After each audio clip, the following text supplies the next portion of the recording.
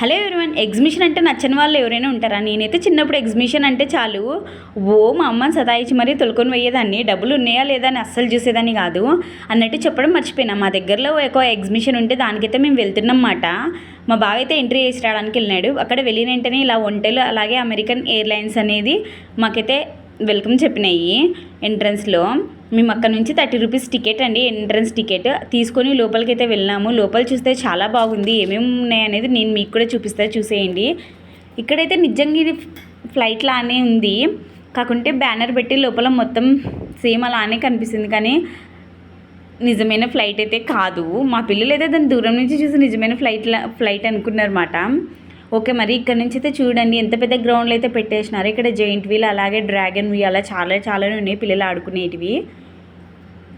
అవును, మీలో ఎంతమందికి ఎగ్జిబిషన్ అంటే ఇష్టం అనేది కామెంట్ చేసి చెప్పండి. ఇదైతే మేము మధ్యాహ్నం 3 గంటలకైతే వెళ్ళినాము. ఇంకా అంత జనాభా ఏం లేరు, అంతా ఖాళీగా అనిపిస్తుంది. ఇది ఇలా మేము అన్నీ తిరిగేసినాం అన్నమాట. ఒక్కొక్క టికెట్ 70 రూపీస్ అయితే అమ్మినారు. మనకెళ్ళైతే ఎగ్జిబిషన్లో ఎంత టికెట్ తీసుకుంటున్నారు అనేది కామెంట్ చేసి చెప్పండి. మేమైతే జెయింట్ వీల్ ఎక్కినాము.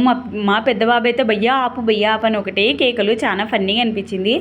అవును, వీడియో నచ్చితే ప్లీజ్ లైక్ ఇచ్చిపోండి. ఓకే మరి బాయ్.